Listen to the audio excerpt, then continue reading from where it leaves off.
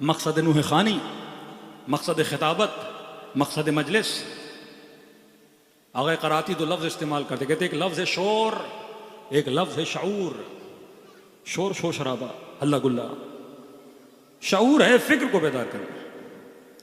अगर मजलिसों में शोर हो, शऊर ना हो, हमारी एक्टिविटी में शोर हो, बहुत शोर हो, हंगामा हो, लेकिन शऊर ना हो तो फायदा नहीं।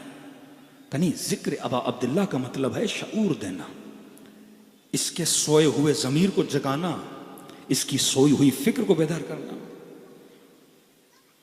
मौला हुसैन फरमाते हैं मैं इसलिए क़ियाम कर रहा हूं क्योंकि मुस्लिम मुआशरों में इस्लाम की निशानियां खत्म होती जा रही हैं। इसकी तफसील में मैं आगे आऊंगा।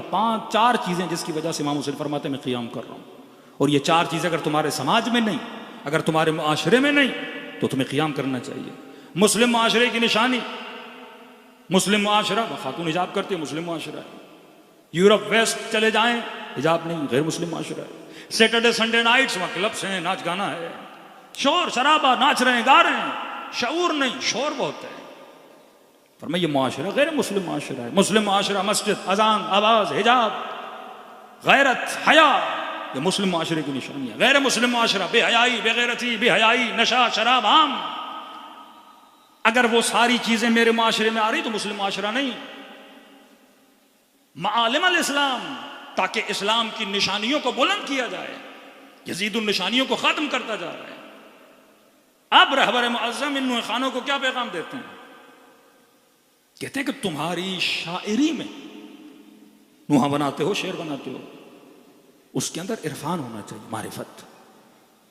कालिब शेर, शेर जब बनता है, कहते हैं ना आप बहुत बड़े मतालिब को एक कूजे के अंदर बंद कर सकते हो। एक शायर का ये कमाल होता है। कहा तुम्हारा चुनाव जो शेर का होना चाहिए वो ऐसा हो कि जवान जब ये नोहा सुने, इस नोहे से इबरत लेके कोई नमाजी बने, कोई बाअखलाक बने, जिसमें पता चले कि मकसद अबा अब्दुल्ला हुसैन क्या था। इतना खर्चा, 4 अरब रुपए तुम खर्चा कर रहे हो। ये जवान जब मजलिसों से निकले, एक मुआशरा नजर आए कि ये हुसैनी मुआशरा है। पता चले कि ये नस्लें अबा अब्दुल्ला की मानने वाली नस्लें हैं।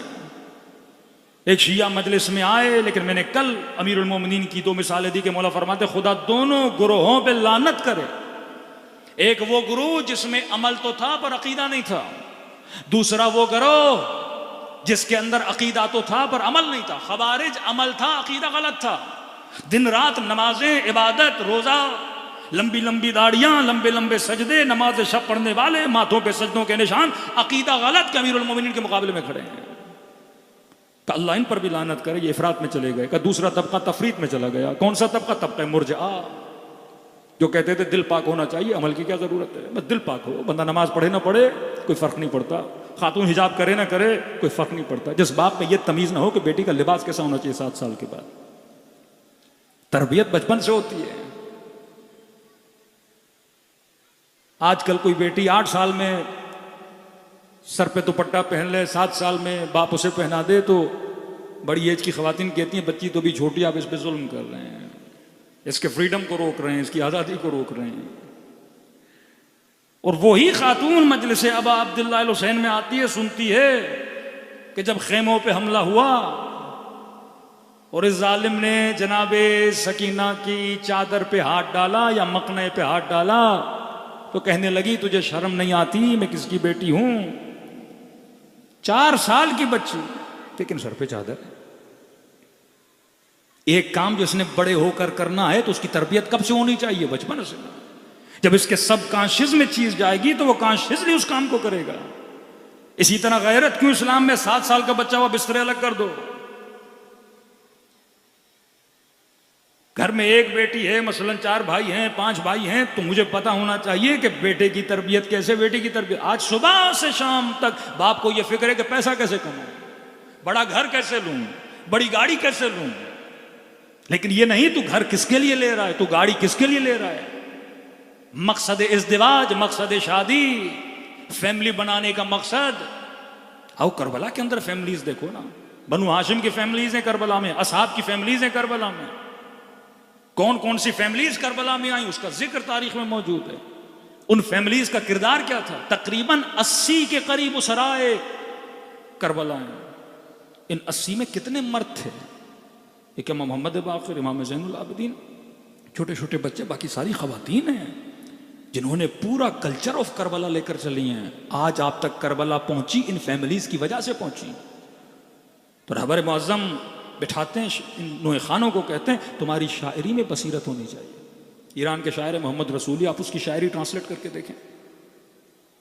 आज तक किसी नूहे खान के जहन में आया कि जनाब ज़हरा की तस्बीह पे भी नुहा पढ़ा जाए मसलन? अल्लाह अकबर, सुबहान अल्लाह, अल्हम्दुलिल्लाह, इस पे नुहा बना दिया उन्होंने। वसीयत अमीरुल मोमिनीन पे हसन हुसैन, यतीमों का ख्याल करना, नुहा पढ़ा है इस पे।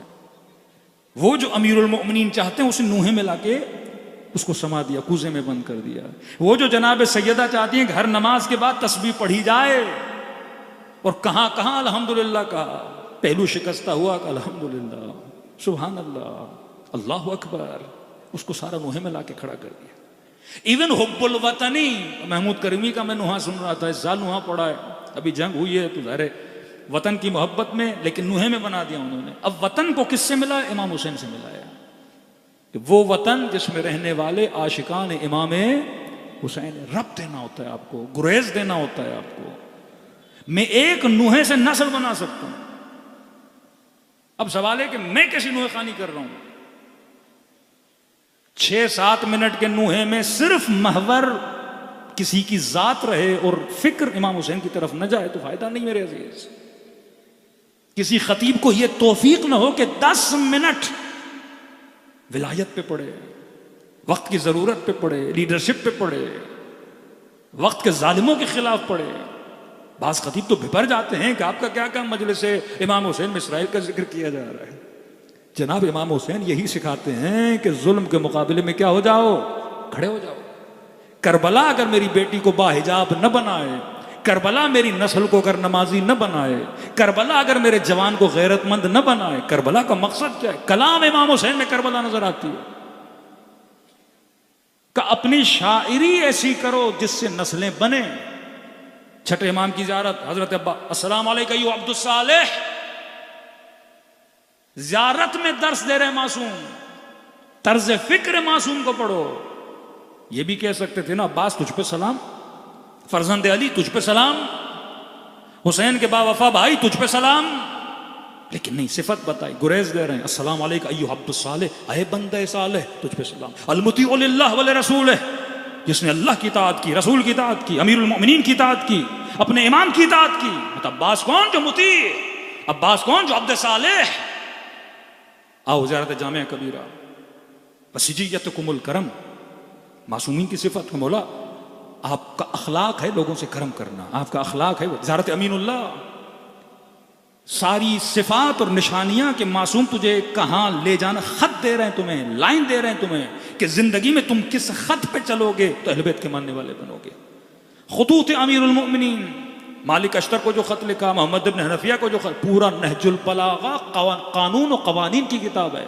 अमीरुल मोमिनीन ने फार्मूले बताए, तुम्हें एडवांस में बताया, अगर ये करोगे तो जिंदगी में ये होगा, अगर ये करोगे तो आखिरत में ये होगा। मजलिस इमाम हुसैन आपके वजूद में क्या पैदा करती है? इरफान पैदा करती है, मारिफत पैदा करती है। ये मारिफत रूहों में होनी चाहिए, ये मारिफत हमारी शायरी में होनी चाहिए। क्योंकि आज सबसे ज्यादा खतरा ये नहीं कि आपको शीयत से हटाया जाए, आपकी नस्लें इंशाअल्लाह पूरी जिंदगी अगर पाकिस्तान में रही तो ये शिया रहेंगी। आज खतरा क्या है?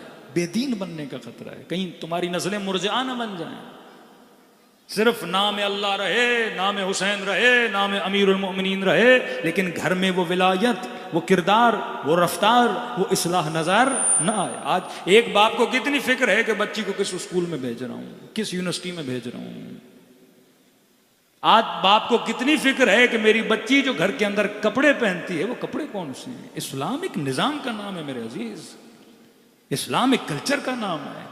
आज जंग फिक्र है। आज ये नहीं कि उस मुल्क में हुकूमत कर रहा है, निजाम कौन सा चला रहा है, हमारे सामने भीख मांगता है कि नहीं, हमारी फिक्र का फॉलोवर है कि नहीं। ये जंग अफकार है और फिक्र इमाम हुसैन बचाते हैं।